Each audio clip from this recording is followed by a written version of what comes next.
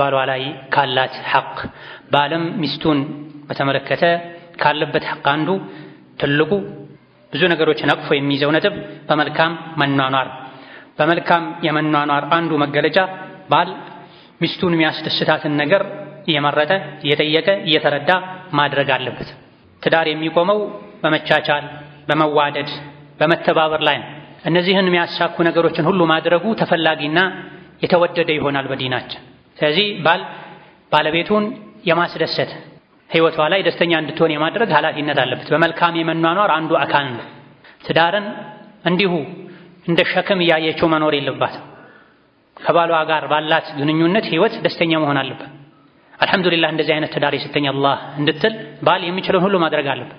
የባልነት ኃላፊነቱ ምግብና መጠጥ ማቅረብ፣ ልጅ መውለድ ማስወለድ ብቻ አይደለም። የባልና ሚስት የእርስ በርስ ግንኙነት ጥሩም ይሁን መጥፎ ጥላው ልጆች ላይ ማረፉ አይቀርም። ባሏን የምትወድ ሴት ልጆቿ አባታቸውን የወደዱ እንዲያድጉ እንዲያከብሩ በአባታቸው እንዲኮሩ አድርጋ ማሳደግ ትችላለች። በባሏ በኩል ምንም አይነት የመወደድ የመከበር ስሜት ማይሰማት ሴት ይህ ልጆቿ ላይ ይጋባል።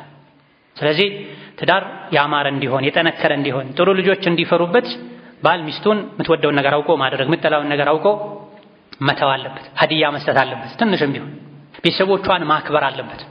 ቤተሰቦቿን ማድነቅ አለበት። አላህ በፈቀደው ልክ ቤተሰቦቿን ባላቸው መልካም ጎን ማመስገን አለበት፣ ማድነቅ አለበት። ቤተሰቦቿን መዘየር አለበት። ቤተሰቦቿ ጥሪ ሲያደርጉለት ጥሪን አክብሮ መሄድ አለበት። ኢነል ሐምደሊላህ ነሕመዱሁ ወነስተዒኑሁ ወነስተግፊሩህ ونعوذ بالله من شرور أنفسنا ومن سيئات أعمالنا من يهده الله فلا مضل له ومن يضلل فلا هادي له وأشهد أن لا إله إلا الله وحده لا شريك له وأشهد أن محمدا عبده ورسوله يا أيها الذين آمنوا اتقوا الله حق تقاته ولا تموتن إلا وأنتم مسلمون يا أيها الناس اتقوا ربكم الذي خلقكم من نفس واحدة وخلق منها زوجها وبث منهما رجالا كثيرا ونساء واتقوا الله الذي تساءلون به والأرحام إن الله كان عليكم رقيبا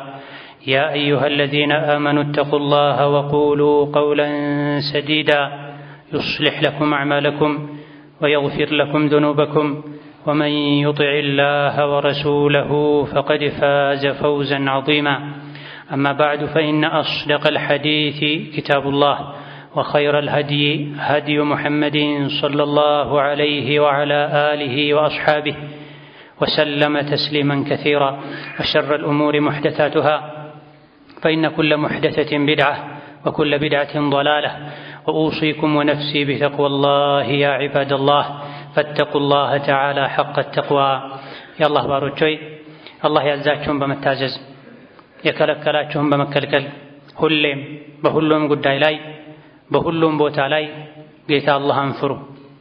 ለአኺራችሁ ስንቅ ያዙ። ከስንቆች ሁሉ በላይ ስንቅ አላህን መፍራትን። የአላህ ባሮች ሆይ መብትና ግዴታን ማወቅ፣ ግዴታን በአግባቡ መወጣት በዱንያም ይሁን በአኼራ ከችግር ከመከራ የምንድንበት መንገድ ነው። ኢስላም የመብትና ግዴታ ሃይማኖትን እያንዳንዱ ሰው ያለበትን ግዴታ አውቆ እንዲወጣ መብቱም ሐቁም እንዲጠበቅለት የሚያዝ ዲን ነው። ነቢዩ ዓለይሂ ሰላቱ ወሰላም ፈአዕጢ ኩለ ዚ ሐቅን ሐቀሁ ብላ፣ ለሁሉም ባለ መብት መብቱን ስጥ ሐቁን ስጥ ብላ። ዛሬ በአላህ ፈቃድ የቤተሰብን ሐቅ ከቤተሰብ ሐቅም የትዳር አጋርን የሚስትን ሐቅ የምናይ ይሆናል። የትዳር መሰረቱ ባልና ሚስት ናቸው። የማህበረሰብ የቤተሰብ መሰረት የሆኑት ባልና ሚስት የትዳር ግንኙነታቸው ያማረ የተስተካከለ ከሆነ ቤቱ ያማረና የተስተካከለ ይሆናል። መሰረቱ ይጠነከራል። ከእንደዚህ አይነት ቤት የሚወጡ ልጆችም የተረጋጉና የተስተካከሉ ይሆናሉ።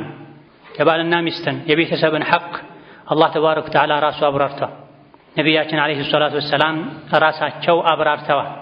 ሁሉም እንደመሰለው ደስ እንዳለው ይኑር ብሎ አልተወም። መበዳደል እንዳይኖር፣ መጎዳዳት እንዳይኖር፣ ወንጀል ላይ መውደቅ እንዳይኖር ባል ሚስቱ ላይ ምን ምን ሐቅ አለው፣ ሚስትስ ባሏ ላይ ምን አይነት ሐቅ አላት ቁርአን አብራርቶታል፣ ሐዲስ አብራርቶታል። መብትና ግዴታችንን ካወቅን ቤታችን ይረጋጋል፣ ህይወታችን ደስታ የበዛበት ይሆናል። በተቃራኒው ደግሞ ሐቅን ማጉደል የትዳር ጎጆን ያፈርሳል፣ ይሰነጣጥቃል። ከነዚህ አይነት መሰረቱ ጠንካራ ካልሆነ ግጭት፣ ጸብ፣ በደል፣ መገፋፋት ከሚበዛበት ቤት የተፈጠሩ የተገኙ ልጆችም ብዙ ጊዜ ህይወታቸው ላይ መረጋጋትን አያገኙ፣ የቤተሰቦቻቸውንም ሐቅ አይጠብቁም።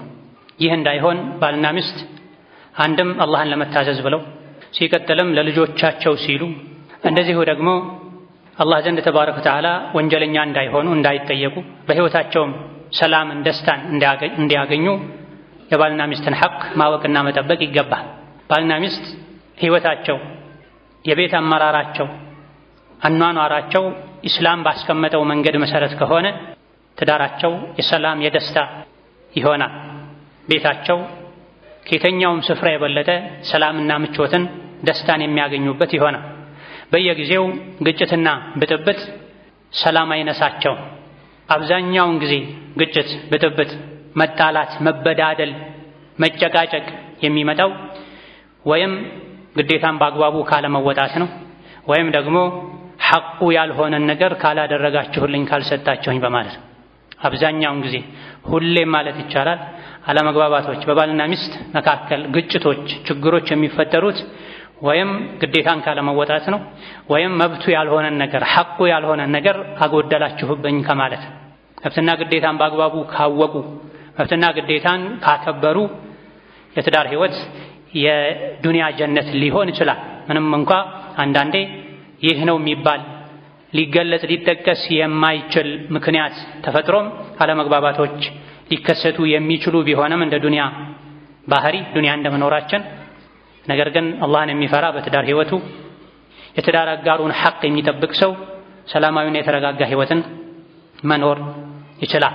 በባልና ሚስት መሃል መጠበቅ ያለባቸው ሐቆች እንዳሉ ከሚያሳዩ የቁርአን አንቀጾች አንዱ ወለሁነ ሚስሉ ለዚ ዐለይሂነ ቢልማዕሩፍ የሚለውን የሱረቱል በቀራ አንቀጽ ያለባቸው አይነት ሐቅ ለእነሱም ባሎቻቸው ላይ አላቸው ይላል። ባል ሚስቱ ላይ ሐቅ አለው፣ ሚስትም ባሏ ላይ ሐቆች አሏት። ነቢዩ ዓለይሂ ሰላቱ ወሰላም ኢነ ለኩም ዐላ ኒሳኢኩም ሐቃ፣ ወንዶች ሆይ ለእናንተ ሚስቶቻችሁ ላይ ሐቆች አሏችሁ፣ ለሚስቶቻችሁም እናንተ ላይ ሐቆች አሏቸው ብለዋል። ባል የሚስቱን ሐቅ ሲጠብቅ፣ ሚስትም የባሏን ሐቅ ስትጠብቅ ግንኙነታቸው፣ አብሮነታቸው የሰላም ይሆን የደስታ ይሆን መልካም ልጆች የሚፈሩበት ይሆን። በተቃራኒው ደግሞ ሐቅን አለማወቅ ወይም ያወቁ ማጉደል ካለ አብሮ መኖሩ ጉዳቱ የበዛ ይሆናል። ሚስት ባሏ ላይ ካሏት ሐቆች አንዱ ማህሯን በአግባቡ መስጠት ነው። አላህ ተባረከ ወተዓላ ለሴቶች ለሚስቶቻችሁ ማህር ስጡ ብሎ አዟል። ወአቱ ኒሳአ ሰዱቃቲሂነ ኒሕላ፣ ለሴቶች ማህራቸውን ስጧቸው፣ ኒሕለተን ዋጅብ የሆነ ስጦታ። እናንተ በበጎ ፈቃደኝነት በማመጻደቅ መልኩ ምትሰጡት ሳይሆን እናንተ ላይ አላህ ግዴታ ያደረገው ስጦታ ሲሆን ማህራቸውን ስጧቸው ብሎ አላህ ተባረከ ወተዓላ አዟል።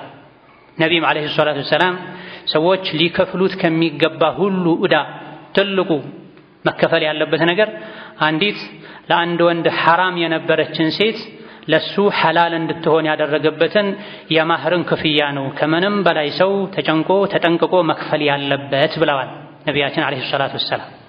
ማህርን ላለመስጠት ከመወሰን ጋር ወደፊት እሰጣለሁ ብሎ ማግባት ዝሙት ነው። ማህር ካሽ በጊዜው ቢሰጥ የተሻለ ነው። ወደፊት የሚሰጥ ብሎ ኒካህ ማሰርም ይቻላል ከተስማሙ። ነገር ግን በውስጥ አልሰጣትም ብሎ የሆነ ገንዘብ መጠን ስሙን ጠርቶ ሳይሰጡ ለመኖር ከመወሰን ጋር ከአንዲት ሴት ጋር አብሮ መኖር ህይወታቸው ግንኙነታቸው የዝሙት ህይወት ይሆናል። ይህ እንዳይሆን ማህርን ደስተኛ ሆኖ የጋብቻ ስነ ስርዓት አንዱ አካል ነው፣ ሐራም የነበረችን ሴት ለኔ ሐላል ማደርግበት ነው፣ አላህ ያዘዘኝ ነው ብሎ መክፈል ተገቢ ነው። ማህር የሴት ልጅ የብቻዋ የሷ ሐቅ ነው። አባት እናቷ ወንድሞቿም ሊቀሟት አይገባም። ባልም አስፈራርቶ የሚሆን አታሎ አጭበርብሮ ሊወስድባት አይገባም። በበጎ ፈቃደኝነቷ ከሆነ ሁሉንም ለባሏ ይቅር ማለት ትችላለች ከተስማሙበት በኋላ ከተከፈለ በኋላ ወይም ቃል ከተገባ በኋላ። አሊያ ደግሞ ለፈለገችው ሰው የፈለገችውን ያክል መስጠት ትችላለች። ያለ ፈቃዷ ግን አይነካም። ፈኢን ጢብነ ለኩም ዐን ሸይኢን ሚንሁ ነፍሰን ፈኩሉሁ ሀኒአን መሪአ ይላል። ከማህር የተወሰነውን ወይም ሁሉንም ቢሆን ለእናንተ ይቅር ካሏችሁ እየጣፈጣችሁ ደስ ያላችሁ ብሉት ይላል። ካልፈቀዱ ደስተኛ ካልሆኑ የሚበላው እሳት ነው ማለት ነው። ሌላኛው ሚስት ባሏ ላይ ያላት ሐቅ ወጪዋን መሸፈን፣ የእሷንም የልጆቿን ወጪ የሚለው የልብስን፣ የቀለብን፣ የጠቅላላ ለሴት ልጅ የሚያስፈልጉ ነገሮችን ሁሉ ወጪ የሚመለከት ነው። አላህ በተከበረው ቃሉ ወዐለል መውሉድ ለሁ ሪዝቁሁነ ወኪስወቱሁነ ቢልማዕሩፍ ላ ቱከለፉ ነፍሱን ኢላ ውስዐሃ ብሏል። ልጅ የሚወለድለት አካል ባል ማለት ነው። ሴቶችን የማብላት የማጠጣት የማልበስ ግዴታ አለበት እንደ አቅሙ።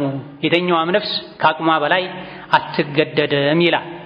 ስለዚህ ባል ካለበት ሐቅ አንዱ የሚስቱን፣ የቤተሰቡን፣ የልጆቹን ወጪ መሸፈን አለበት። ለማህር የተሰጣት ገንዘብ እጅግ በጣም የበዛ እንኳ ቢሆን በሌላ መንገድ ያገኘችው ገንዘብ እንኳ ቢኖራት የቤት ወጪን መሸፈን የእሷ ግዴታ አይደለም፣ የወንድ ግዴታ ነው።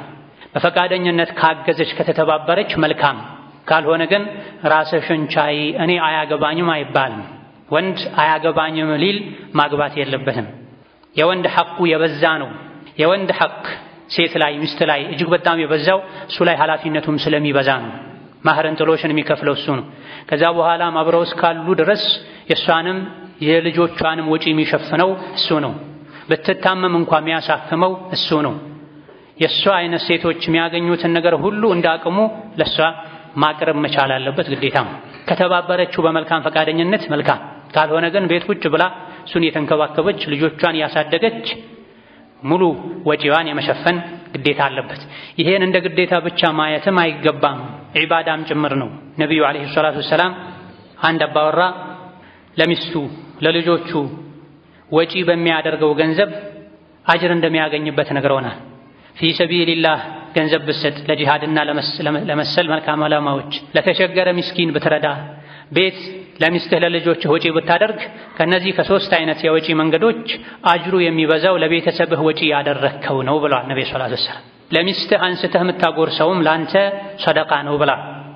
ነገር ግን ይሄን ለቤተሰብ የሚደረግን ወጪ አጅር ለማግኘት ንያ ያስፈልጋል። መበሳጨት፣ መነጫነጭ፣ መሰላቸት አያስፈልግም።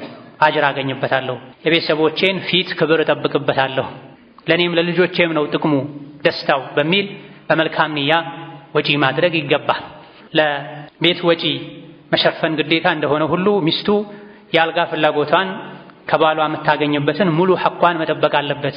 ከቀለብ ይልቅ ከምግብና ከመጠጥ ይልቅ ባል የሚስቱን የአልጋ ሐቅ መጠበቁ ግዴታ ነው። ምክንያቱም ምግብና መጠጥን ከአባቷ ቤት፣ ከእህቷ ቤት፣ ከዘመዶቿ ቤት ልታሟላ ትችላለች። የሴት ልጅን የተፈጥሮ የአልጋ ፍላጎቷን ሊያሟላ የሚችለው ብቸኛ ሰው ባሏ ስለሆነ ባል ሚስቱን በተመለከተ ካለበት ሐቅ አንዱ የአልጋ ሐቋን መጠበቅ አለበት ሸሪዓው በሚያዘው መሰረት። ሌላኛው ሚስት ባሏ ላይ ያላት ሐቅ ባል ሚስቱን ከጀሃነም እሳት ከዱንያ ጥመት ወንጀል መጠበቅ አለበት። ዱንያ ላይ ከረሃብ ከድህነት መጠበቅ እንዳለበት ሁሉ የሚስቱን የልጆቹን ዲን መጠበቅ አለበት። ሚስቱን ልጆቹን ከጀሃነም እሳት ማዳን አለበት፣ ከወንጀል ማራቅ አለበት። ይሄም በምንድን ነው የሚሆነው? አደብን በማስተማር ዲንን በማስተማር ሶላት እንዲሰግዱ በማዘዝ ጾም እንዲጾሙ በማድረግ ሴት ልጆቹ ሒጃብ እንዲለብሱ ወንድ ልጆቹ አለባበሳቸውን አኽላቃቸውን እስላማዊ እንዲያደርጉ ክትትል በማድረግ ሚስቱንም ቤተሰቦቹንም ባል ከጀሃነም እሳት ማዳን አለበት። ዱንያ ላይ ከሸይጣን መንገድ ማራቅ አለበት። ጌታ አላህ በተከበረው ቃሉ ያ አዩሃ አለዚነ አመኑ ቁ አንፉሰኩም ወአህሊኩም ናራ ወቁዱሃ ናሱ ወልሒጃራ ዐለይሃ መላኢከቱን ጊላዙን ሽዳዱን ላ ያዕሱነ አላህ ማ አመረሁም ወየፍዐሉነ ማ ዩእመሩን ብላ። እናንተ አማኞች ሆይ ራሳችሁንም ቤተሰቦቻችሁንም ከእሳት ጠብቁ ብላ። ቤተሰብ የሚለው በአንደኛ ደረጃ ሚስትን ያካትታል፣ የወለዷቸው ልጆችን ያካትታል፣ ይመለከታል። ራሳችሁንም ቤተሰቦቻችሁንም ከእሳት ጠብቁ። ከምን አይነት እሳት? ማገዶው ድንጋይ ከሆነ እሳት፣ እንደ ዱንያ እንጨት ቅርፊት ሳይሆን የጀሃነም እሳት ማገዶው ድንጋይ ነው። አምልጦ መውጣትም አይቻልም። ብርቱ ጠንካራ ጨካኝ የሆኑ መላኢኮች ጀሃነም ላይ ተመድበው ይጠብቃሉ። አላህ ተባረከ ወተዓላ ያዘዛቸውን አያምፁም። እገሌ ይቀጣ ብሎ አላህ ከወሰነ መላኢኮች ቀጥታ ወስደው ይቀጡታል። አድርጉ የተባሉትን የሚያደርጉ ናቸውና ይላል። ስለዚህ ራስን ቤተሰብን ከጀሃነም እሳት ማዳን ግዴታ። በምንድን ነው የሚሳካው? ቅድም እንዳልነው በማስተማር ነው፣ በመከታተል ነው። ከሁሉም በላይ ደግሞ ባል አባወራ መልካም አርአያ በመሆን ስገዱ ከሚለው በላይ ሰግዶ የሚያሳይ፣ አለባበሳችሁን አስተካክሉ ከሚለው በላይ በቃል በተግባር ጥሩ አለባበስ ለብሶ የሚያሳይ፣ ቁርአን ቅሩ ብሎ ከመጮህ ይልቅ ራሱ ቁጭ ብሎ የሚቀራ፣ ዱዓ የሚያደርግ፣ ዝክር የሚያደርግ፣ ልጆቹ፣ ሚስቱ፣ ቤተሰቦቹ እንዲያደርጉት የሚፈልግን መልካም ነገር ሁሉ ሰርቶ የሚያሳይ፣ እንዲተውት የሚፈልግን ወንጀል ሁሉ ራሱ ቀድሞ የሚርቅ መልካም አርአያ መሆን አለበት። ነገር ግን ትልቁ አደጋ ባል ራሱ የተበላሸ ከሆነ ነው። ከዲን የራቀ በወንጀል የተዘፈቀ ከሆነ አደጋው በጣም የከፋ ይሆናል። ምክንያቱም የቤተሰቡ ራስ ዋና መሪ እሱ ነው። ብዙ ጊዜ የቤተሰብን ተርቢያ የሚያበላሸው ቤት ውስጥ ዋና የሚባለው አርአያ የሚባለው አካል መበላሸቱ ነው። ከቀደምቶች መሃል አንድን ሰው ሶላት ሲሰግድ አይተውት የሶላት አሰጋገዱ የተበላሸ መጥፎ ስለነበረ ቤተሰቦቹ ሲያሳዝኑ አሉ ሰውዬው። አጠገባቸው የነበረ ሰው የተበላሸው የሱ ሶላት አንተ እያዘንክ ያለው ለቤተሰቦቹ ምን ማለት ነው? ምን አገናኘው ሲሏቸው እሱ እኮ የቤተሰብ ታላቅ ነው። ሁወ ከቢሩሁም ወሚንሁ የተዓለሙና አባወራ ማለት የቤተሰብ ራስ ማለት ነው። ከሱ ነውና የሚማሩት አሉ። ክፉንም ደጉንም አላህ የሚወደውንም የሚጠላውንም ልጆች፣ ሚስት ከባል ይማራል። ባይናገር እንኳ በተደጋጋሚ ሲሰንፍ፣ ሲዘናጋ፣ ወንጀል ሲሰራ፣ ግዴለሽ ሲሆን፣ ሶላተል ጀማዓ ሲተው፣ ትርፍ ቃል ሲናገር፣ የሰው ስጋ ሲበላ፣ ቆሻሻ ፊልም ከፍቶ ሲያይ፣ ልጆች ካዩ፣ ሚስት ካየች እነሱ ይሄን ነገር ቀስ ያሉ ይለምዱታልና ቤተሰቦቹን፣ ሚስቱን፣ ልጆቹን ከጀሃነም እሳት ማዳን አለበት። በምን? ራሱ መልካም አርአያ በመሆን ሙሉ በመሆን በመማርና መልሶ እነሱን በማስተማር ወከዛሊክ ለሚስቱ ለክብሯ ለዲኗ በመጨነቅ ሂጃብ እንድትለብስ በማድረግ ከቤት ስትወጣ አይኗን ሰበር እንድታደርግ በመምከር ለሙስሊም ሴት የሚፈቀድን ሰፋ ያለ ሞላ ያለ የተስተካከለ አለባበስ ለብሳ እንጂ ከቤት እንዳትወጣ፣ ከቤት ወጥታ ከአጅነቢ ጋር እንዳትጋፋ እንዳትላፋ፣ የመንገድ ዳር ይዛ እንድትጓዝ፣ ይህ ሁሉ እንዳይመጣ ደግሞ ቤት እንድትቀመጥ የሚያስፈልገውን ነገር ራሱ የሚያቀርብበትን ሁኔታ ሊያመቻች ይገባል። ከቤት ስትወጣ ተውባ ተኳኩላ እንዳትወጣ መከልከል ግዴታው ነው። እሱ ላይ ያለው ዋጅብ ነው። እሷ ደካማ ናት። ሸይጣን ሊያሳስታት ይችላል። መጥፎ ጓደኞች ሊያሳስቷት ይችላል። ባለቤቴ ሆይ ቁጭ በይ፣ እንደዚህ ተገላልጦ እንደዚህ ተውቦ ከቤት መውጣት አይቻልም ብሎ የመከልከል ግዴታ አለበት። እሷን የመምከር የማስተካከል ኃላፊነት አለበት። ለፊትና ሊያጋልጣት አይገባም። ለጀሃነም እሳት አሳልፎ ሊሰጣት አይገባም። ይሄም እንዲሳካ ቀድሞ ራሱ በዲን ቀጥ ያለ መሆን አለበት ማለት ነው። ዛፉ ቀጥ ካላለ ጥላውም ቀጥ አይልም። በዚህ መልኩ ከዲን የሚጋጭ አካሄድ የሄደች ከቤት ተገላልጣ ተወጣጥራ የወጣች አይቶ ዝም የሚል ከሆነ ከጀሃነም እሳት አልጠበቃትም፣ አላዳናትም ማለት ነው። ሌላኛው ባል ሚስቱን በተመለከተ ያለበት ሚስት ባሏ ላይ ያላት ሐቅ በመልካም መኗኗር ነው። ይሄ በመልካም መኗኗር የሚለው ብዙ ነገሮችን አቅፎ የያዘ ሰፊ ነጥብ ነው። እስካሁን የጠቀስናቸው ነገሮችንም ሊያቅፍ የሚችል ነው። እንዳጠቃላይ ባል ከሚስቱ ጋር በጥሩ መኗኗር አለበት። ይህ በጥሩ መኗኗር የሚለውን መጥፎና አስቸጋሪ ነገሮችን ሁሉ መተውን፣ መልካምና ጥሩ ነገሮችን ሁሉ ማድረግን ያካትታል። በመልካም የመኗኗር አንዱ ትልቁ መገለጫ ስነ ምግባርን ማሳመር ነው። ባል ከሚስቱ ጋር ሲኗኗር ከእሷ ጋር ስነ ምግባሩን ማሳመር አለበት። ነቢዩ ዓለይሂ ሰላቱ ወሰላም አሐቡ ዒባዲላሂ ኢለላሂ አሕሰኑሁም ኹሉቃ ብላ አላህ ዘንድ ከባሮቹ ሁሉ ይበልጥ እሱ ዘንድ ተወዳጁ ስነ ምግባሩ ይበልጥ የሚያምረው ነው ብሏል። የስነ ምግባር ጉዳይ ከቤት ውጭ አይደለም። ከቤት ውጭ ሁሉም ጥሩ ነው እስካራባው ድረስ እስካልተነካ ድረስ። የሰው የስነ ምግባሩ ማማር ውብ ሸጋ መሆን የሚለካው መቼ ነው? ቤት ውስጥ ነው። ጉዞ ላይ ሲሆን፣ በተራበ ጊዜ ነው፣ በጠገበ ጊዜ ነው፣ በደስታና በሐዘን ጊዜ ነው ትክክለኛ ማንነቱ የሚወጣው። ስለዚህ ባል ለሚስቱ መልካም መሆን አለበት። አላህ በተከበረው ቃሉ ወዓሺሩሁነ ቢልማዕሩፍ ብሏል። በመልካም ታኗኗሯቸው፣ ስታኖሯቸው በጥሩ አኑሯቸው። መኗኗሩ ካልተቻለ በአማረ መልኩ ሸኟቸው፣ በክብር በጸባይ ተቀበላችሁ እንዳመጣችኋቸው ብሏል። ታዲያ በመልካም የመኗኗር አንዱ መገለጫ ባል ለሚስቱ ስነ ምግባሩን ማሳመር አለበት። ከእናንተ ውስጥ ጥሩ ሰው ማለት ይበልጥ ለቤተሰቦቹ ጥሩ የሆነ ሰው ነው ብሏል። የሰው ጥሩ ለሚስቱ ጥሩ የሆነ፣ ለልጁ ጥሩ የሆነ፣ ለእናቱ ጥሩ የሆነ። የሰው መጥፎ ለሌሎች ጥሩ ሆኖ ለሚስቱ መጥፎ የሚሆን ነው። ለልጆቹ ለቤተሰቦቹ መጥፎ የሚሆን ሰው። ለሚስት መልካም ከመሆን ሚስትን በመልካም ከእሷ ጋር ከመኗኗር መገለጫዎች አንዱ አስተያየቷን ማክበር፣ ምርጫዋን፣ ውሳኔዋን ከሸሪያ እስካልወጣ ድረስ የባልን ሐቅ እስካልተጋፋ ድረስ ማክበር። በምንም መልኩ ሚስቱን ከማዋረድ መራቅና መጠንቀቅ አለበት። ካጠፋች ይቅርታ እንድትጠይቀው እንደሚፈልገው ሁሉ እሱም ሲያጠፋ ሚስቱን ይቅርታ ሊጠይቅ ይገባዋል። ይሄም ሐቋ ነው። ሁሌም እሷ አይደለችም ይቅርታ መጠየቅ ያለባት። ይቅርታ መጠየቁ ክብሩን የሚነካ ነገር አይደለም። ክብር የሚነካው አጥፍቶ ችክ ብሎ የራስ አቋም ላይ በመጽናት ነው፣ ጥፋተኛ መሆኑን እያወቁ። እንደው በተቃራኒው አጥፍቶ ይቅርታ የሚጠይቅ ወንድ ባለቤቱ ዘንድ ያለው ቦታ ይጨምራል፣ ለሱ ያላት ክብርና ውዴታ እያደገ ይሄዳል። ስለዚህ ባል ከሚስቱ በመልካም ከሚኗኗርባቸው መንገዶች አንዱ መብቷን መጠበቅ፣ ሐቋን መጠበቅ፣ ሚስቱን አለመናቅም፣ ለሚስቱ ሸሪዓ በሚያዘው መሰረት ትሁት መሆን፣ ካጠፋ ዝቅ ብሎ ይቅርታ መጠየቅ። ስትቆጣ ሊያረጋጋት ይገባል፣ ሲቆጣ ልታረጋጋው ይገባል። ይሄ ሰሓቦች የትዳር ህይወት ላይ ይከተሉት የነበረ መርህ ነው። ከትልልቅ የነቢዩ ዓለይሂ ሰላቱ ወሰላም ሰሓቦች መሃል አንዱ የሆኑት አቡ ደርዳ ባለቤታቸውን እኔ ስቆጣና ስበሳጭ አንቺ ያረጋግኝ፣ አንቺ ስትበሳጭና ስትቆጪ እኔ ያረጋጋሻለሁ፣ በዚህ መልኩ እንጂ ህይወታችን ቀጣ አይልም ብለው መክረዋል። ስለዚህ ይቅርታ የሚያስጠይቅ ነገር ካለ፣ ጥፋት ካለ ባል ሚስቱን ይቅርታ ሊጠይቅ ሊክስ ይገባል። አንዳንዴ ችግሮችን ለማለፍ ዝቅ ማለት ጥፋተኝነትን ማመን ተገቢ ነው። ወከዛሊክ በመልካም የመኗኗር ሌላኛው መገለጫ መመካከር። ባል ሚስቱን ማማከር አለበት፣ በቤታቸው ጉዳይ፣ በልጆቻቸው ጉዳይ፣ በትምህርታቸው ጉዳይ፣ በትዳራቸው ጉዳይ። ባል ሁሉን ነገር ብቻውን መወሰን የለበትም። ምንም እንኳ የመጨረሻዋ ንግግር መቃወጫዋ የባል ሐቅ ናት ብዙ ጊዜ ቢባልም የቤት ቀዋም መሪ እንደመሆኑ፣ ነገር ግን ልጆቻችን የት ይማሩ፣ የት ይቅሩ፣ ለልጆቻችን ምን አይነት ልብስ ይገዛ፣ ማንን ታግባ፣ ማንን እንዳረው የሚለው ላይ ባለ ብቻውን ፊቱን አዙሮ ተኮሳትሮ መወሰን የለበትም። ባለቤቱን ማማከር አለበት። ይሄ ትዳር ውስጥ የበለጠ ኃላፊነት እንዲሰማት፣ ቦታ እንዳላት እንዲሰማት ያደርጋል። ሁሉንም ውሳኔ ምናልባትም ከውጭ ሰው፣ ምናልባትም ከእህቶቹ ከእናቱ ብቻ የወሰነ ባለቤቱን ማትፈልገው ነገር እንኳ ቢሆን በግድ እንድትፈጽም ማድረግ የመናቅ ስሜት እንዲሰማት ያደርጋል። ይሄ ደግሞ ዋጋ ያስከፍላል። ሰው የዘራውን ነው የሚያጭደው። ባለቤቱን ያከበረ የአክብሮት ምልክትን ያሳየ ክብር ያገኛል፣ ፍቅር ያገኛል።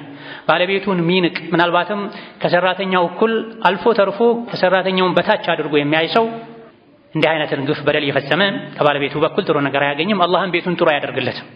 ትዳር ሰጥቶ መቀበል። ነቢዩ ዓለይሂ ሰላቱ ወሰላም ሚስቶቻቸውን ያማክሩ ነው። አይደለም የቤተሰብ ጉዳይ፣ የውጭ ጉዳይ፣ የጂሃድ፣ የጦርነት፣ የጉዞ ጉዳይ ላይ እንኳ ባለቤታቸውን ኡሙ ሰለማን አማክረው የኡሙ ሰለማን ሐሳብ ተቀበለው 1300 1500 አካባቢ የሚደርሱ ሰሓቦች ሁሉ እሺ ብለው ተመልሰዋል። ሱልሑል ሁደይቢያ ላይ መካ አትገቡም ዑምራ አታደርጉም ብለዋቸው የመካ አምባገነን ሙሽሪኮች ነቢዩ ዓለይሂ ሰላቱ ወሰላም ብዙ ተደራድረው መጨረሻ ላይ ለዘንድሮ ተመለሱ፣ ቀጣይ ዓመት ላይ ነው መታችሁ ዑምራ የምታደርጉት ብለው ሙሽሪኮች ወስነው ይሄን ካደረጋችሁ ብዙ የሚገኝ ጥቅም አለ፣ ለኛም ለእናንተም ለ10 ዓመት ጦርነት ይቆማል፣ ዳዕዋ ታደርጋላችሁ ወዘት የሚል ይዘት ያለው ስምምነት ተደርጎ ነው። ብዙ ሰሓቦች ግን ከአቡበክር ስዲቅ ውጪ ይሄ የበታችነት ነው፣ ውርደት ነው። ከመዲና ተነስተን መተን 400 ምናምን ኪሎ ሜትር አቋርጠው መካ ሊገቡ ጥቂት ሲቀራቸው ነበር ተመለሱ ያሏቸውና አንመለስም ብለው ነበር። አንመለስም ያሉት ነቢይን ለማመስ ሳይሆን መጠባበቃችንን አላህ አይቶ ሌላ ፍርድ ያመጣል ብለው እየጠበቁ ነበር። ሰሓቦችን ፀጉራችሁን ላጩ፣ የያዛችሁትን የሀዲ እንስሳትን እረዱ፣ ከዚሁ እንመለሳለን ሲሏቸው ብዙዎቹ ዝም ብለው ጠብቀው ነው። ይህኔ ነው ነብዩ ሰለላሁ ዐለይሂ ወሰለም ኡሙ ሰለማ ጋር ገብተው ምን ይሻላል ፀጉራችሁን ተላጩ፣ እረዱ፣ እንመለስ ብላችሁ እኮ ዝም አሉ ብለው ኡሙ ሰለማን ባለቤታቸውን ሲያማክሩ እርሶ ዝም ብለው ወጥተው ፀጉሮትን ይላጩ፣ እርሶ ፀጉሮትን ከተላጩ ዑምራው አበቃ ማለት ነው። እዚህ ጋር እርሶ ወደ መዲና እነሱ ወደ መካ መቼም አይሄዱም፣ በተግባር ያሰቡትን ነገር ያድርጉ ብላቸው ነቢዩ ዓለይሂ ሰላቱ ወሰላም ወጥተው ፀጉራቸውን ተላጭተዋል። ይህኔ ሰሓቦች ያለምንም ማንገራገር እርስ በርስ ፀጉራቸውን መቆረጥ መላጨት ጀምረዋል። የኡሙ ሰለማን ሐሳብ ይዘው ይህን ትልቅ ውሳኔ ወስነዋል። ስለዚህ ባል ከሚስቱ ጋር መመካከር አለበት፣ በተለይ በቤተሰብ ጉዳይ ላይ፣ በልጆች ጉዳይ ላይ። أقول قولي هذا وأستغفر الله لي ولكم ولسائر المسلمين من كل ذنب وخطيئة فاستغفروه إنه هو الغفور الرحيم والبر الكريم. الحمد لله على إحسانه والشكر له على توفيقه وامتنانه وأشهد أن لا إله إلا الله وحده لا شريك له تعظيما لشأنه وأشهد أن محمدا عبده ورسوله الداعي إلى رضوانه صلى الله عليه وعلى آله وأصحابه وإخوانه وسلم تسليما كثيرا. أما بعد ሚስት ባሏ ላይ ካላት ሐቅ ባለም ሚስቱን በተመለከተ ካለበት ሐቅ አንዱ ትልቁ ብዙ ነገሮችን አቅፎ የሚይዘው ነጥብ በመልካም መኗኗር። በመልካም የመኗኗር አንዱ መገለጫ ባል ሚስቱን የሚያስደስታትን ነገር እየመረጠ እየጠየቀ እየተረዳ ማድረግ አለበት። ትዳር የሚቆመው በመቻቻል፣ በመዋደድ፣ በመተባበር ላይ ነው። እነዚህን የሚያሳኩ ነገሮችን ሁሉ ማድረጉ ተፈላጊና የተወደደ ይሆናል በዲናችን። ስለዚህ ባል ባለቤቱን የማስደሰት ህይወቷ ላይ ደስተኛ እንድትሆን የማድረግ ኃላፊነት አለበት። በመልካም የመኗኗር አንዱ አካል ነው። ትዳርን እንዲሁ እንደ ሸክም እያየችው መኖር የለባትም። ከባሏ ጋር ባላት ግንኙነት ህይወት ደስተኛ መሆን አለበት። አልሐምዱሊላህ እንደዚህ አይነት ትዳር የሰጠኝ አላህ እንድትል ባል የሚችለውን ሁሉ ማድረግ አለበት። የባልነት ኃላፊነቱ ምግብና መጠጥ ማቅረብ፣ ልጅ መውለድ ማስወለድ ብቻ አይደለም። የባልና ሚስት የእርስ በርስ ግንኙነት ጥሩም ይሁን መጥፎ ጥላው ልጆች ላይ ማረፉ አይቀርም። ባሏን የምትወድ ሴት ልጆቿ አባታቸውን የወደዱ እንዲያድጉ፣ እንዲያከብሩ፣ በአባታቸው እንዲኮሩ አድርጋ ማሳደግ ትችላለች። በባሏ በኩል ምንም አይነት የመወደድ የመከበር ስሜት ማይሰማት ሴት ይህ ልጆቿ ላይ ይጋባል። ስለዚህ ትዳር ያማረ እንዲሆን፣ የጠነከረ እንዲሆን፣ ጥሩ ልጆች እንዲፈሩበት ባል ሚስቱን የምትወደውን ነገር አውቆ ማድረግ፣ የምትጠላውን ነገር አውቆ መተው አለበት። ሀዲያ መስጠት አለበት። ትንሽም ቢሆን ቤተሰቦቿን ማክበር አለበት። ቤተሰቦቿን ማድነቅ አለበት። አላህ በፈቀደው ልክ ቤተሰቦቿን ባላቸው መልካም ጎን ማመስገን አለበት፣ ማድነቅ አለበት። ቤተሰቦቿን መዘየር አለበት። ቤተሰቦቿ ጥሪ ሲያደርጉለት ጥሪን አክብሮ መሄድ አለበት። ከእሷ ጋር ብቻ አይደለም የተጋባው ከቤተሰቦቿም ጋር ጭምር። ከዚህ በተቃራኒው አባት እናቷን ሊሰድብ ሊያጣጥል፣ እሷን ሊንቅ፣ ቤተሰቦቿን ሊንቅ ፈጽሞ አይገባም። የዘራውን ያጭዳል ካልሆነ ይደርስበታል እሱ ላይ። ሰዎች አንተ ላይ እንዲያደርጉት የማትፈልገውን ነገር አታድርግ፣ ሰዎች እንዲያደርጉልህ የምትፈልገውን መልካም ነገር አድርግ ነውና የሚለው። ቤተሰቦችን እንድትወድልህ እንድታከብርልህ እንደምትፈልገው ሁሉ አንተም የእሷን ቤተሰብ መውደድ ማክበር፣ ይሄንን በተግባር ማሳየት፣ ጥሪ ሲኖር እሺ ብሎ በመሄድ አጋጣሚዎች ሲኖሩ የእሷን ቤተሰቦች በመጋበዝ መግለጽ መቻል አለበት። ለቤተሰቦችህ ክብር እንዳለ እሷን እንደምትወድ እንደምታከብር። ይሄም ወዓሽሩሁነ ቢልማዕሩፍ ሚለው ውስጥ ይካተታል። በመልካም አቅል ያላቸው ሰዎች ዘንድ በተለመደው መልኩ ተናኗሯቸው ይላል። ወከዛሊክ በመልካም የመኗኗር ሌላኛው መገለጫ ባል ከሚስቱ ጋር መጫወት አለበት። የሸሪዓውን አጥር ሳይጥስ መቀለድ አለበት። እሷም ሐሳቧን እንድትገልጽ ከባሏ ጋር እንድትጫወት ሁኔታ ማመቻቸት፣ ልቡን ክፍት ማድረግ መቻል አለበት። ቤት ሰላማዊ ሲሆን ባልና ሚስት ግንኙነታቸው ያማረ የሰመረ ሲሆን ነው ሶላትህም ዲንህም ህይወትህም የተረጋጋ ነው። ቤትህ ካልተረጋጋ፣ ቤት ውስጥ ሰላም ከሌለ አብዛኛውን ጊዜ የተረጋጋ ሶላትን መስገድ አትችልም። ቁጭ ብለህ ቁርአንን መቅራት አትችልም። ነገ ስትሞት ለአኼራም የሆኑ ልጆችንም ማሳደግ አትችልም ቤት ሰላም እስከሌለው ድረስ። ቤት ሰላም እንዲያገኝ ከሚረዱ ነገሮች አንዱ ባል ለሚስቱ ቀለል ማለት አለበት፣ ለሚስቱ ጊዜ መስጠት አለበት፣ ማጫወት አለበት፣ ከሚስቱ ጋር መቀለድ አለበት፣ መሳቅ አለበት። የሸሪዓው አጥር ሳይጣስ ነብዩ ሰለላሁ ዐለይሂ ወሰለም ከአይሻ ጋር ይጫወቱ ነው። ከፊት ወንዶች እንዲሄዱ አድርገዋቸው ከአይሻ ጋር ባዶ የሆነ ቦታ ፈልገው እሽቅድድም ይጫወቱ ነበር። አንዴም አይደለም በተደጋጋሚ ቀድመዋልም ተቀድመዋልም ዐለይሂ ሰላቱ ወሰለም። በአንድ ዕቃ አብረው ይጠጡ ነበር። የቱ ጋር ነው የጠጣሽው እያሉ ከአንድ በላይ ሚስቶች ነበሯቸው። እንዲጫወቱ የሚያደርጉ ነበር ነብዩ ዐለይሂ ሰላቱ ወሰለም።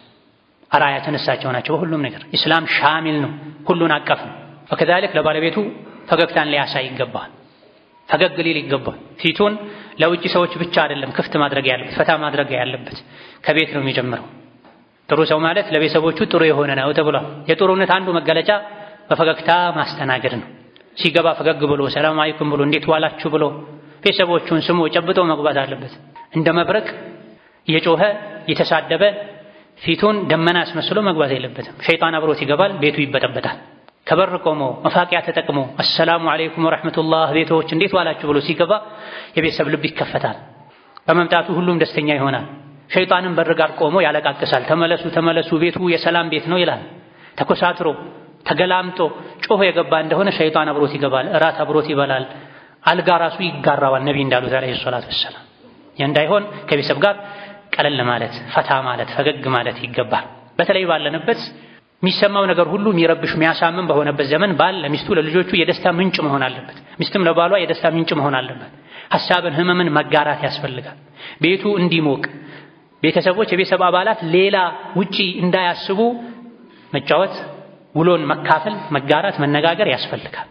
እስላማዊ መጽሐፍትን በማንበብ በመመካከር የሷሐቦችን ታሪክ በማንበብ ባል ውጪ ኸይርን ይዞ መጥቶ በማሳተፍ ሚስትም ያቅሟን ተሳትፎ በማድረግ ቤቱን ማሞቅ ይጠበቅባቸዋል። ወከዛሊክ ከባለቤቱ ጥሩ ነገር ካየ በመልካም የመናኗር አንዱ መገለጫ አድናቆቱን መግለጽ መቻል አለበት።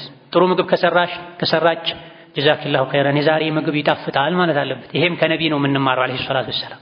ጥሩ ልብስ ለብሳ ካየም አለባበሷን ማድነቅ አለበት፣ ማመስገን አለበት። አይቶ እንዳላየ ማለፍ የለበትም። አይኑ የሚገለጠው ለውጭ ሴት ብቻ መሆን የለበትም። የገዛ ሚስቱን ባለቤቱን በስራ ውላ እሱ መምጫው ሰዓት ነው ብላ ታጥባ ለብሳ አይቶ እንዳላየ ማለፍ የለበትም። ደነዝ መሆን የለበትም። ማመስገን አለበት፣ ማድነቅ አለበት። ሴቶች በባህሪያቸው በባላቸው መደነቅን፣ ትኩረት መሳብን ይወዳሉ። መስደብ፣ መጮህ፣ ማገላመጥ፣ ማዋረድ ቀልብም ይሁን አጥንትን መስበር ፈጽሞ አላህን ከሚፈራ ባል የሚጠበቅ አይደለም። የዚህን ተቃራኒ ማድረግ አለበት። ሞራሏን ስሜቷን መጠበቅ አለበት። ይሄም ወዓሽሩሁነ ቢልማዕሩፍ ሚለው ውስጥ ይገባል። ሪፍቀን ቢልቀዋሪር ሴቶች ማለት ብርጭቆዎች ናቸው፣ ለብርጭቆዎች እዘኑ ሳሱላቸው ብለዋል ነቢዩ ዓለይሂ ሰላቱ ወሰላም። ወተቁላህ ፊኒሳ በሴቶች ጉዳይ አላህን ፍሩ። ሴቶች ማለት እናንተ ዘንድ ያሉ ምርኮኞች ናቸው ብለዋል። አብሏቸው፣ አጠጧቸው፣ ተንከባከቧቸው፣ የሚያስጠላን ንግግር አትናገሯቸው ብለዋል። በሌላም ሐዲታቸው ወተቁላህ ፊኒሳ በሴቶች ጉዳይ ላይ አላህን ፍሩ። ሴቶችን ከሞቀ ከአባት እናታቸው ቤት አውጥታችሁ የወሰዳችኋቸው በአላህ ስም ቃል ገብታችሁ ነው።